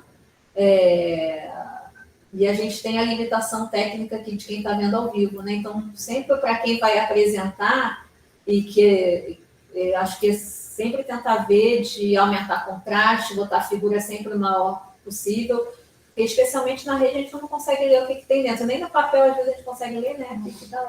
Fica mais difícil ainda. Mas acho que seria a única, pode falar crítica, né? Seria essa, mas você, como sempre, né? Deu conta aí do recado muitíssimo bem. Queria abrir aí, Felipe, se tem alguma pergunta, alguma consideração para fazer com a Karine? Karine, eu não tenho perguntas, né? Eu quero parabenizar e já declarar aqui a minha ignorância, né, com relação ao assunto, né? A gente acompanha, evidentemente que a gente acompanha, né, as apresentações de vocês, a gente acompanha o tema, mas é difícil, né, a gente se aprofundar sem estar envolvido na pesquisa diretamente, né? Então, realmente, muitas coisas a gente não domina, mas a gente acompanha. Acho o assunto extremamente interessante e quero te parabenizar pela apresentação e por vocês se dedicarem, né, a esse tema que é muito complexo e é um tema muito interessante. Então, parabéns para você. Obrigada, Felipe. Obrigada, Felipe. Sara? Karine, parabéns, como todo mundo já está te parabenizando. Eu achei muito legal a parte da introdução que falou sobre diabetes mellitus tipo 3, algo que eu também nunca tinha ouvido falar. E, assim, uma experiência própria. Meu avô, ele tinha diabetes, ele ficou com muitos anos só com diabetes. E aí, no final da vida, do nada, ele desenvolveu Alzheimer. Então, eu fiquei pensando, talvez ele se enquadrasse nisso. Então, achei muito interessante.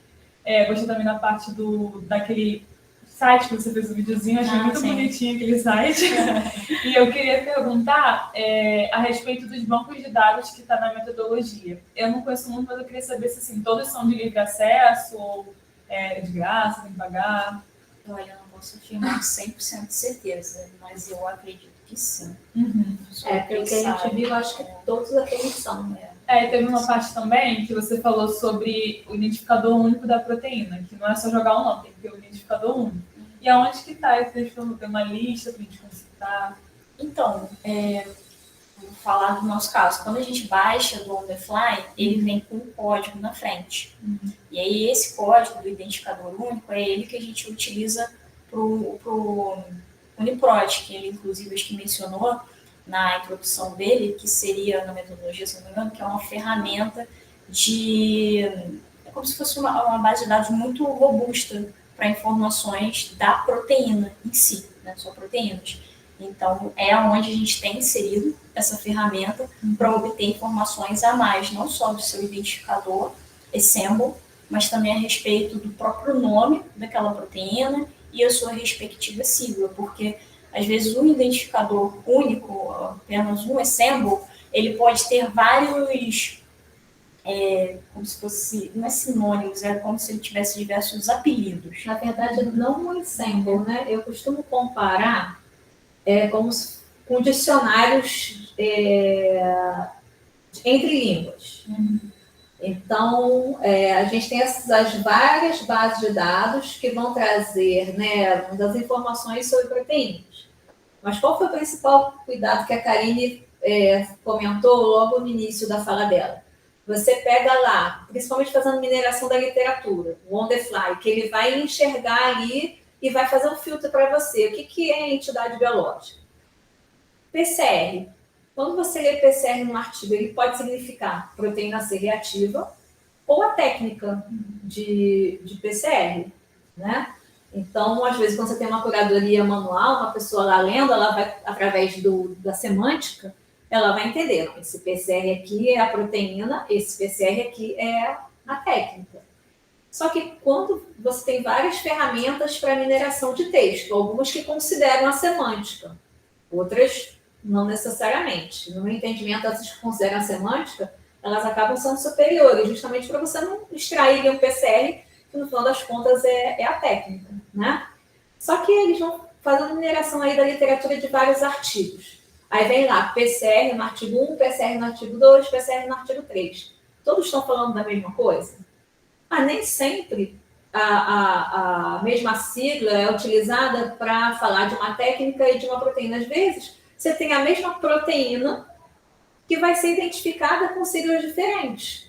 E aí, no artigo 1, ela vai aparecer de uma forma, no artigo 2, ela vai aparecer de outra forma. Aí você vai entender o quê? Elas são entidades biológicas diferentes ou elas são a mesma coisa?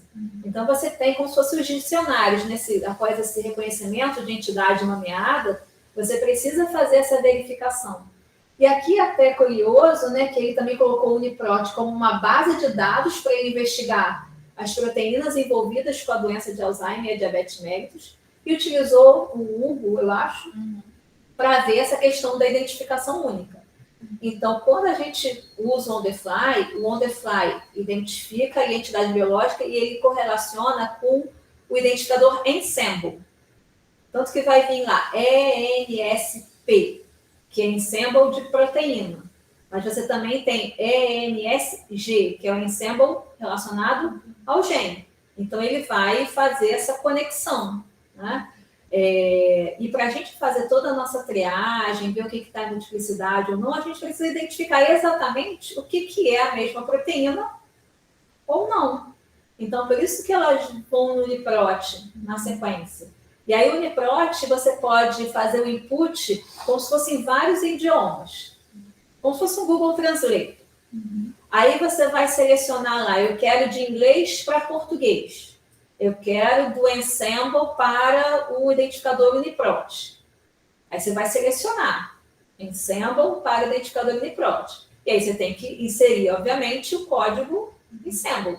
Se você identificar um outro código, ele vai conseguir fazer essa tradução? Não vai. É como se você quisesse traduzir do alemão para o português e colocasse uma palavra em espanhol. Ele vai falar que não estou entendendo, né? Então, quando você fala desses identificadores únicos, mas é também dentro daquela base de dados. Então, tem um identificador ensemble, assim como tem dentro do UniProt um outro identificador que eles precisam dizer a mesma coisa. E aí, dentro do UniProt, você tem outras informações. Não só o identificador UniProt, mas qual é o gene que codifica aquela proteína. E aí, várias outras informações, que aí também é importante você perceber o que é relevante para você. Porque aí vem várias informações, inclusive em relação à sigla, era uma questão prática que a Karine estava perguntando, vem várias siglas, aí qual que você vai utilizar, qual que você vai escolher, né? Então, aqui no final das contas, ele acaba trabalhando com UBC, SRC e tal, ele trabalha com essas siglas. Mas a gente vê que na descrição dele, ele fala que no meio das transições entre as bases de dados, ele trabalhou com os identificadores. E aqui, provavelmente, ele escolheu as siglas que ele entendeu que a maioria das pessoas iria compreender. Tá? Fala, Natan. Primeiramente, quero parabenizar pela sua ótima apresentação. Eu também achei muito interessante você falar sobre a diabetes meio tipo 3, que eu também não tinha ouvido falar sobre. E a minha pergunta não é exatamente sobre o artigo, mas sobre o seu projeto. Que você falou ali que esse artigo foi sobre possíveis alvos farmacológicos, certo? No seu projeto, é também sobre possíveis alvos farmacológicos ou o próprio reposicionamento até chegar no fármaco? Então, a gente vai propor os dois. A gente vai até o final, identificando, né, possíveis alvos de serem modulados e partir para o reposicionamento. Aí a gente, na época, instituiu o Drug Bank, o Side Effects, para avaliar efeitos adversos, porque é interessante a gente avaliar, né, não só o fármaco, porque a gente quer ter interesse para atuar melhorando aquela condição da doença, melhorando o curso da doença do paciente, mas também avaliar possíveis efeitos colaterais. A gente institui também o ganho e perda de função, Interação medicamentosa, tudo isso a gente quer avaliar no nosso trabalho. Então, a gente não vai ser simplesmente só identificar o possível ou os possíveis alvos. Você não tem como fazer indicação de reposicionamento sem passar pelo alvo. Então, uma coisa, né, a gente pode parar antes, mas não tem como chegar no reposicionamento sem identificar o alvo. Mas essa visão que a Karine comentou é muito relevante. O que adianta você fazer várias indicações de reposicionamento se de repente é um fármaco que tem perfil de efeito colateral pouco tolerável? Assim, é interessante investir numa validação dessa substância, sendo que a adesão do paciente à terapia lá no futuro vai ser muito grande, né? Não vai ser muito grande, assim como interação medicamentosa. Se a gente ainda tem fatores de risco para a COVID, doença cardiovascular, para diabetes, obesidade e tal, e uma das discussões lá, bem no início, era, por exemplo, vai interromper o inibidor da ECA? Já que tinha aquela coisa da ECA2 poder funcionar como uma porta de entrada do vírus, né? Então, um paciente que é hipertenso, você vai parar com o captopril, porque ele pode favorecer a infecção pelo vírus, né? Era uma discussão delicada. Então, acho que é uma discussão que é importante continuar se tendo. Será que as doenças que constituem fatores de risco até para o agravamento da Covid vão ter que deixar de ser tratados para que durante o boom da doença grave vá tratar especificamente a Covid? E aí, como é que vai ficar as outras doenças? Então, acho que essa visão mais ampla, né, esse refinamento, acaba também trazendo para um estudo mais interessante. Né? Mas a gente não viu nenhum desses aí, até o momento, que considera tudo isso. A gente não viu. Né? Tudo bem, Natan? Tudo bem. Quer perguntar mais alguma coisa? Não sei se mesmo. Não, a minha pergunta, que ficou até baseada no que o Natan e a Sara chamaram a atenção, é interessante falar de uma diabetes do tipo 3 que faz essa conexão entre uma doença metabólica e uma doença neurodegenerativa. Mas isso ainda está um pouco no campo da ciência. O que eu quero dizer? A Organização Mundial de Saúde não se posicionou nada em relação a isso ainda, sim. Ainda não. Sobre a diabetes mellitus tipo 3 especificamente, não.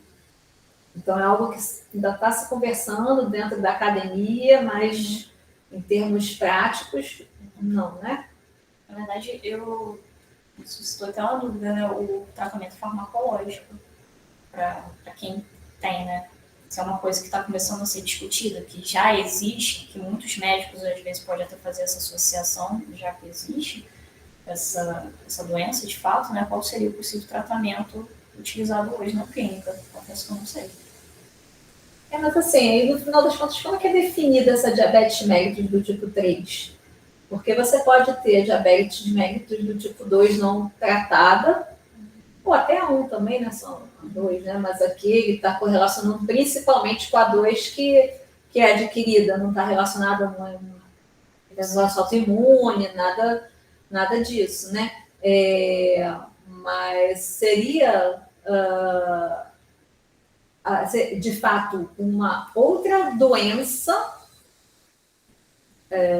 que tem alguns fatores subjacentes em comum, ou só seria, de fato, uma complicação de uma diabetes mellitus 2 não tratada? Assim, fico pensando se também não é meio que uma coisa para causar efeito, né? Porque, assim, a gente pode ter várias complicações de uma diabetes mellitus não tratada, que não tem a ver só com doença neurodegenerativa, né? Então, eu acho que você mesmo falou que aquela revisão, ela tinha poucos artigos originais. 2 artigos originais. O resto tudo era revisão da literatura. Mas revisão da literatura, de que literatura? Né? Isso só tinham 2 artigos originais. Então, assim, fica parecendo que eu só quero meter pau nos outros, não é isso? Eu só fico pensando, né, nisso tudo, o quanto, sim, diabetes mellitus do tipo 3, se é uma coisa que vai ser entendida como fato lá na frente, ou acaba não sendo, né, uma maneira de chamar atenção, de valorizar um estudo que o foco, no final das contas, é uma das complicações de uma diabetes mellitus do tipo 2 não tratada. Né? Porque eu acho que o nível de evidência ali não parece muito grande. E quando você tem diretrizes e tal, tudo é muito cunhado através do nível de evidência. E aí eu não lembro de cabeça, mas tem nível de evidência 1, 2, 3, classe A, B e C, que é muito decorrente do tipo de estudo que levou, né, àquela conclusão. Então, achei interessante a informação, mas acho que é sempre importante a gente ter um pouco de cuidado, né? Porque aí eu me fui pensando, fui falando com vocês e pensando, mas a OMS já viu isso? Não, mas realmente esse estudo que está aí tem 2 artigos originais, é uma revisão, então ainda me parece um tanto incipiente, né? Algo para, de repente, motivar que outras pessoas estudem para diferenciar, né? Se é uma patologia diferente ou se é uma complicação de uma patologia que já foi meio que caracterizada, né? Mas eu acho que é isso. Tudo bem, Karine? Você quer comentar mais alguma coisa? Então, Felipe, obrigada. Você pode interromper a gravação aí para nós? Vou encerrar aqui. Até semana que vem.